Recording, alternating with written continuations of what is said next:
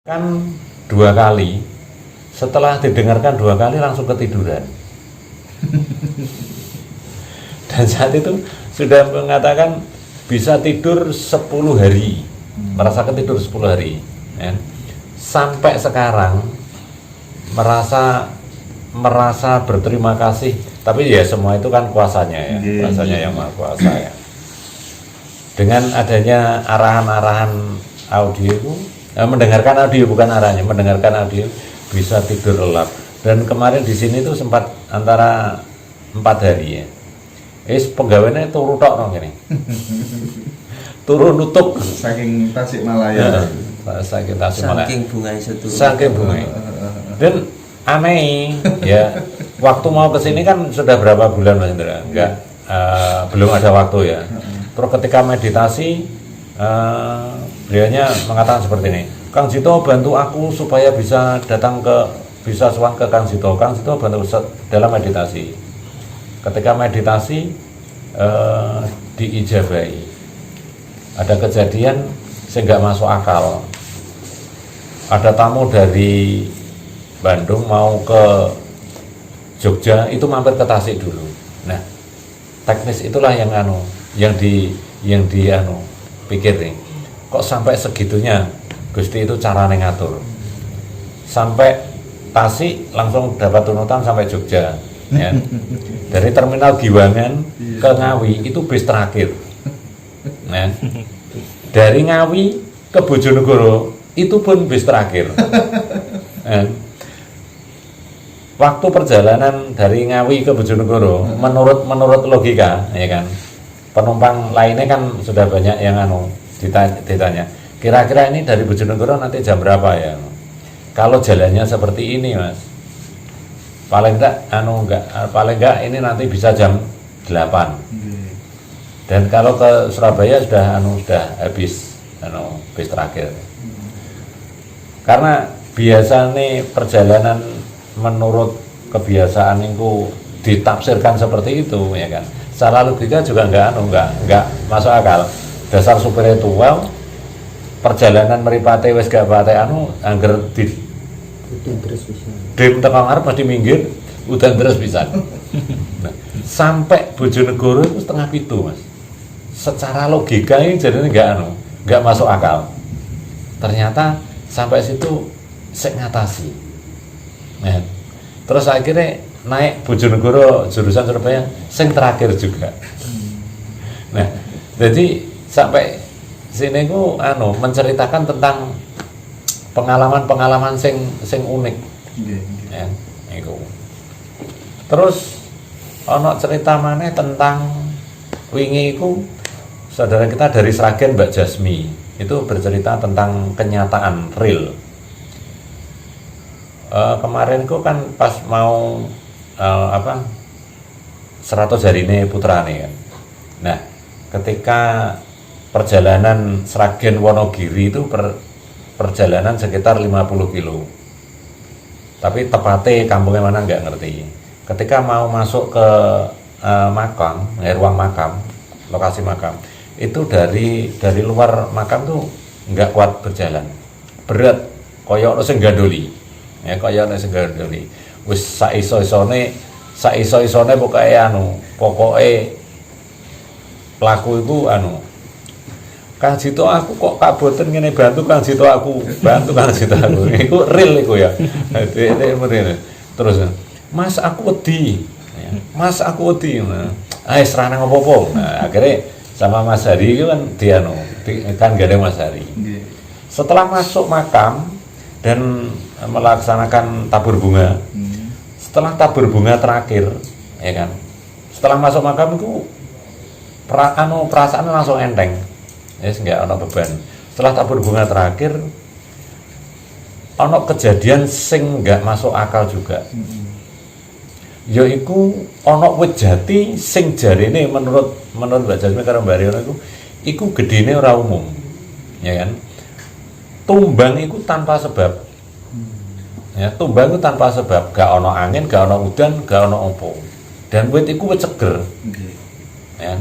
Nah, dari kejadian seperti itu apa ya istilahnya ono tanda-tanda sing iso dibaca. Berarti alam iki wis mulai menunjukkan sesuatu yang harus diperhatikan, harus dipahami. Ya. Nah, kalau kita ambil dari pohon jati yang tumbang secara mendadak tanpa sebab, berarti apa kira-kira rangkaian hidup ini, ya rangkaian hidup ini atau jati diri kita ini, apa kira-kira harus dipelajari, ya. Apa yang akan terjadi. Jadi kalau kita memahami dengan adanya tanda-tanda alam yang mulai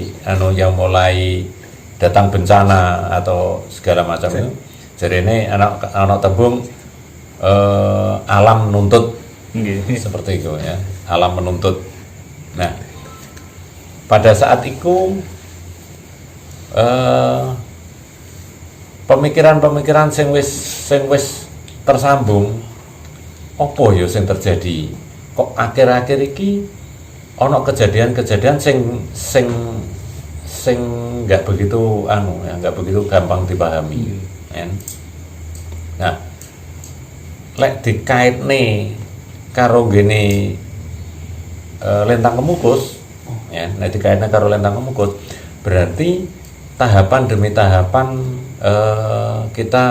kita masuk pada apa ya istilahnya waktu, ya, waktu alam jadi lagunya Ebit Gade, alam mulai bosan bersahabat dengan manusia, ya. Kan seperti itu ya, karena ulah manusia. Nah, makanya aku juga berdoa khususnya untuk negara Indonesia, NKRI tercinta, semoga NKRI ini dijauhkan dari malapetaka. Amin. Ya. Amin. Dijauhkan dari malapetaka, karena semua apa yang diulahkan dengan manusia itu nantinya akan kembali ke manusia. Nah, makanya aku mempunyai gambaran seperti ini. Kira-kira ada hukum balik apa di negeri kita ini? Banyak orang yang mengatakan seperti ini. Mental orang Indonesia itu perlu direvolusi. Ya, perlu direvolusi. Kalau mental Indonesia ini perlu direvolusi, berarti semua tahapan-tahapan yang kurang bagus itu pun harus dipersiapkan untuk siap dibenahi. Nah, pembenahan itu adalah berangkat dari diri kita sendiri, ya, dari kita masing-masing. Kalau diri kita itu mau jujur, pola pikir kita apapun jahat akan dihukum dengan hukum alam itu. Kalau pemikiran kita bagus, itu pun akan mendapatkan hukum kebaikannya. Jadi kalau kita itu seperti ini, niat tidak bagus tapi penampilannya bagus, di situ pun kena hukum. Akhir-akhir ini tamu di sini Mas ya, itu banyak yang seperti itu, mulai kena hukum balik.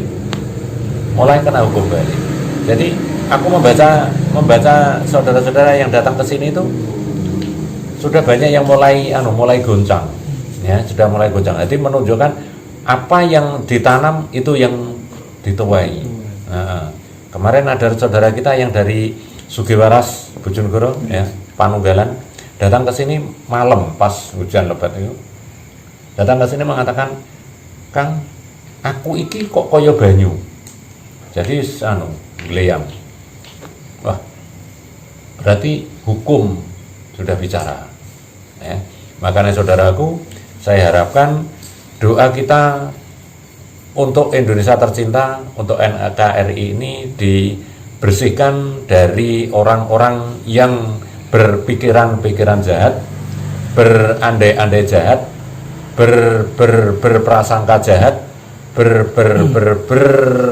berlaku jahat. Semua harap memahami, harap berintrospeksi, ngerol, ya. Jangan sampai diteruskan pikiran-pikiran yang angkara, karena itu pasti akan kembali. Dan dawuh Kang Cito dapatkan dawuh seperti ini.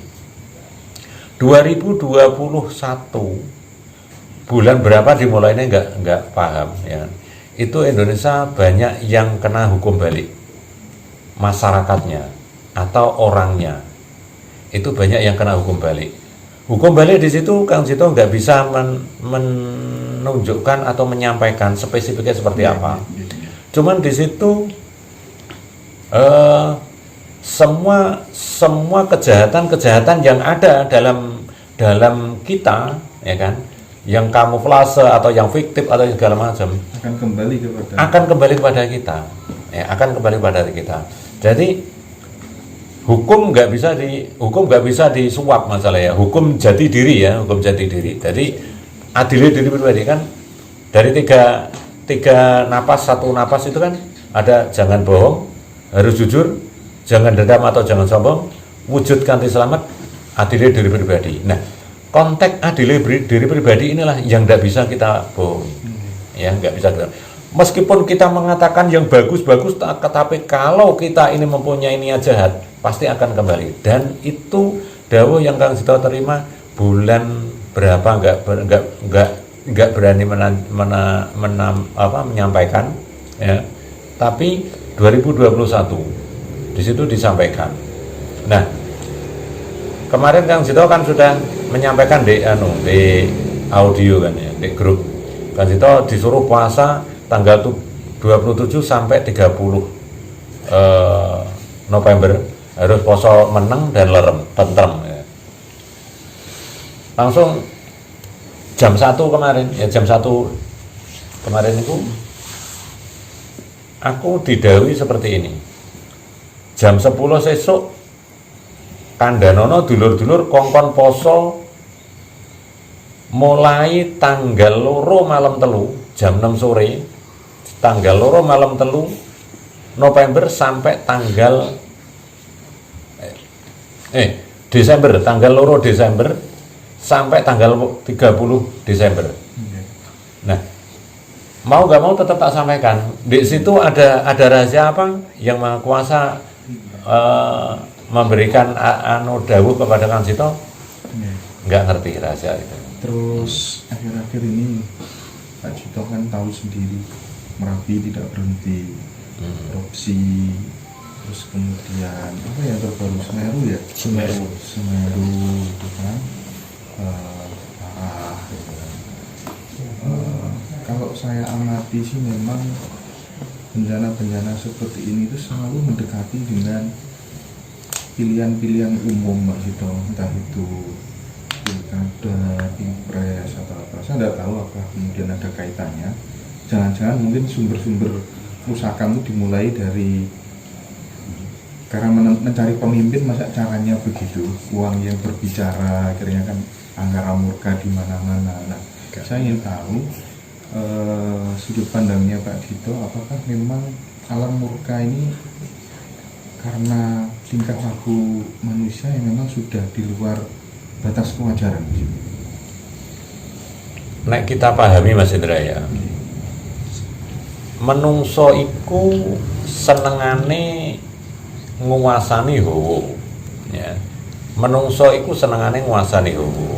Nah, hawa iku dititik teko rong sebab iki. Nah, ngene. Menungso sakjerone laku akeh sing goleki mujudno pengene kesembadan, tapi nggunakno murkane pikiran. Ya. Nah, terus eneng menungso sing pengen berhasil tapi nggunakno keluhuran. Nah, konteks dalam perjalanan sing akeh menungso nggunakno kemurkaan angkara demi keberhasilan. Nah, dari tindakan-tindakan atau langkah-langkah sing dilakoni karo menungso iku mau, menungso gak berpikir panjang. Ya, menungso gak berpikir. Sing penting opo sing tak raih iso kesempatan, soal jalur iki apik elek aku gak mau tahu. Sing penting